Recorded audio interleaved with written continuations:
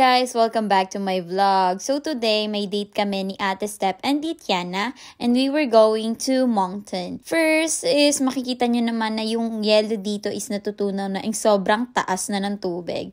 After nyan is ganyan naman ng araw. Napakaganda ng panahon that time and super excited kami na mag-bonding together. First, dumaan muna kami ng Shediac dahil may appointment si Ate Step sa dentist and ito kami ni Tiana sumaglit lang sa co-op para bumili ng chips. And after 1 hour is tapos ang appointment ni Ate Step and bumiyahin na kami papunta ng Moncton. Kakain pala muna kami ng tanghalian kasi hindi kami nag-breakfast and dito kami kumain sa Sports Rock. So wala masyadong tao that time kasi nga tanghali and ito kami nagwe-waiting. Tingala din pala dito si Tiana sa airplane na nasa taas kahit ako na mesmerize. After namin mag-wait is umupo na kami dito sa table and pinapili kami ng waitress kung kahit saan kami umupo. After nyan is may binibigay din pala silang mga ganito sa mga bata dito sa restaurant para hindi ganun kakumulit yung bata and maboard habang nagwe-wait ng orders. Nito pala yung itsura ng menu nila and yung price ng pagkain. So, after nyan is umorder na kami habang si Tiana is nagdo-drawing and nililibang niya yung sarili niya. After nun is dumating na rin yung order namin. Ang in-order ko is steak. Si Tiana is na garlic bread lang siya kasi kumain na siya kanina ng chips na busog siya doon. At Step is half rack na ribs. After that, nag-start na kaming kumain and yung mushroom na yun guys is super sarap at the same time napaka-pricey niya. So, dinedefend niya talaga yung presyo dun sa lasa ng food. After nun is pumunta na kami ng Bolorama para mag-start na ng aming date sa arcade. First time nga pala ni Tiana dito and super excited kami kung ano yung magiging reaction niya kapag nakita niya yung mga games dito. And madami din palang tao that time guys dahil March break and walang school. Kami mag-game is inayos ko muna yung hair ni Tiana kasi nagulo nung natutulog siya sa car. After namin nun is nag-start na kaming maglaro ng mga arcade. But first is nagbayad muna kami dun sa counter and nag-avail kami nung card na gagamitin namin sa paglalaro. Dahil sa sobrang haba ng pila doon is ginamit na lang namin tong machine sa gilid and dito kami kumuha nung card. Pinili namin is yung $35.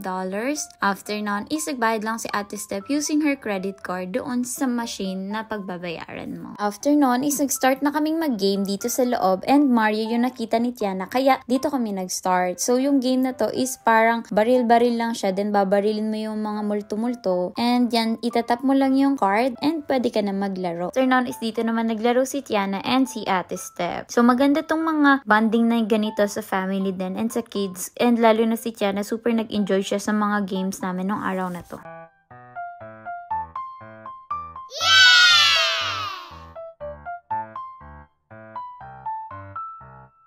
Ay din namin tong motor na racing and kaming dalawa ni Tiana yung magkasama and si Ate Step mag-isa doon. So sumakay ako sa likod ni Tiana para hindi siya matumba and may picture pala muna dito guys bago mag-start yung game. So after nyan, ayan, ganyan lang kami and super natuwa din dyan si Tiana and ko-conquer niya na yung fear niya na baka mahulog siya or what. So after nun is nag-try naman kami nitong claw machine na kanina niya pa gustong itry. Is pinakita ni Ate Step kay Tiana kung paano gamitin yung claw machine nito and una, hindi kami sinwerte. Pero pangalawa is ang dami nang nakuha ni Tiana and super nag-enjoy siya na halos ito na yung gusto niyang laruin. Nakailang try din kami dito sa claw machine dahil naiintindihan din naman natin na ang mga bata mas gusto nila yung may mga prize na game kesa yung game lang. So ako naman yung nag-try and itong si Dory yung nakuha ko. After namin nun is nag-try kami ng mga iba pang game na ini-introduce namin kay Tiana. Itong dizzy chicken, kahit kami hindi namin naintindihan at parang mas naging dizzy pa yung ulo namin kaysa sa chicken na to. So, pinul lang siya ni Tiana and walang nangyari. Is nag-move on na kami and dito naman kami sa Minions na itatap lang ni Tiana yung ulo. Then, makikita mo yung score doon sa gilid. After namin doon is nag-basketball naman sila ni Ate Step and mas natakot ako sa ulo ni Tiana na baka yung bola bumalik and tumama sa kanya.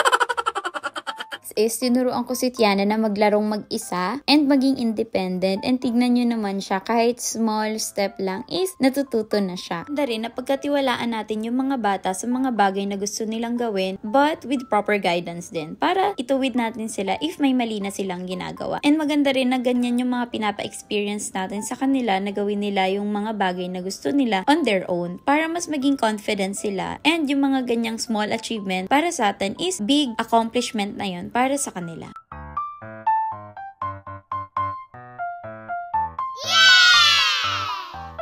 And that's it for today's video guys. Thank you for watching. See you on my next videos. Bye!